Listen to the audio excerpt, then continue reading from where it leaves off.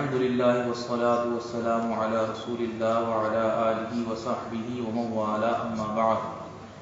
دینی نمازی بھائیوں، آج ہم سورہ رحمان میں جنتوں کا جو بیان ہے اس کا حصہ دوم بیان کریں گے. آخری حصہ سورہ رحمان میں بیان کی گئی دو جنتوں کا ذکر گزشتہ درس میں گزر چکا ہے.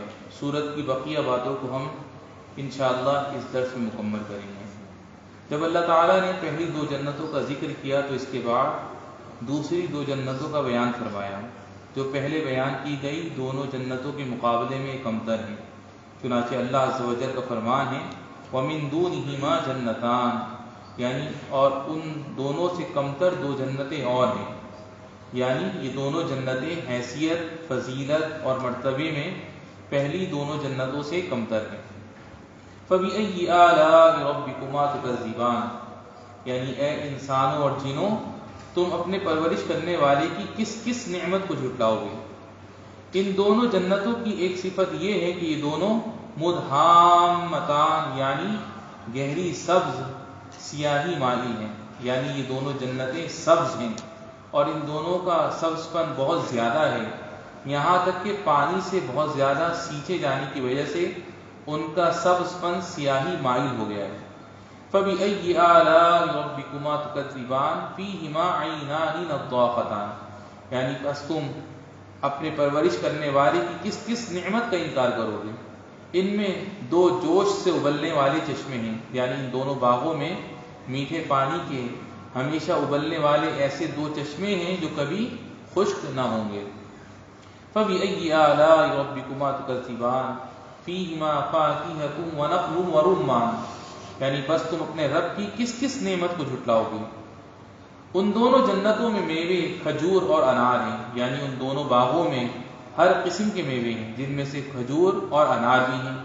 ان دونوں پھلوں کو خاص طور پر اس لیے ذکر کیا گیا کہ یہ دونوں تمام پھلوں میں سب سے عمدہ ہیں.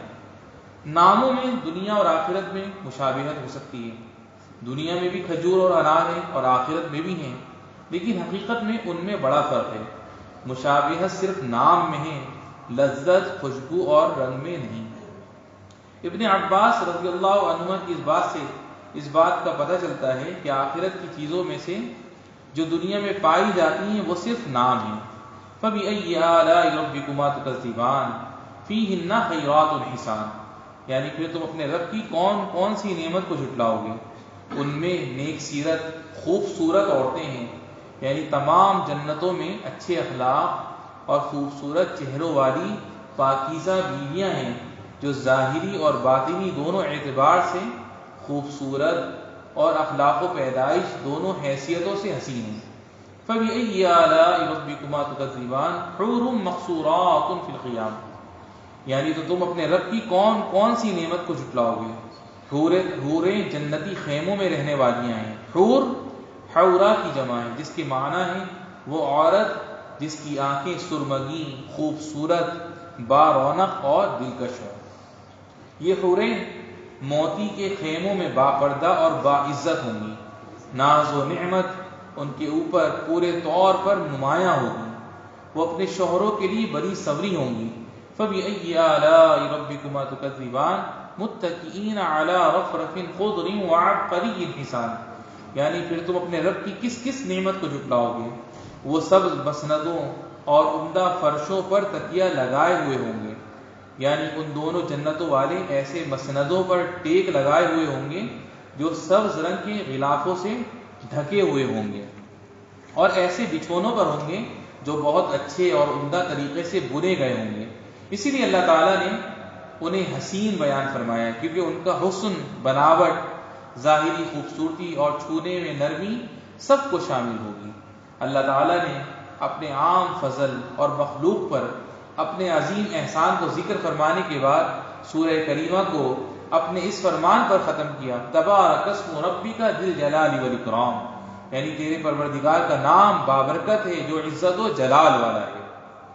یعنی تیرے رب کے نام کی برکتیں اور بھلائیاں بہت زیادہ ہیں. وہی نمایاں عظمت، پوری بزرگی والا اور اپنے اولیاء پر مہربانی کرنے والا ہے. عزیزان محترم، یہ جنت کی وہ اوصاف اور خوبیاں ہیں جن کا ذکر کیا گیا ہے، جو مسلمان کو اس بات پر آمادہ کرتے ہیں کہ وہ اور زیادہ عبادت اور عمل کریں اور خطاؤں اور لغزشوں سے بچتے رہیں، تاکہ وہ عزت والے گھر میں داخل ہو سکیں، جسے اللہ تعالیٰ نے اپنے اولیاء اور فرمانبردار بندوں کے لیے تیار کر رکھا ہے۔ توفیق تو بس اللہ سبحانہ کے ہاتھ میں ہی ہے۔ والحمد للہ رب العالمین۔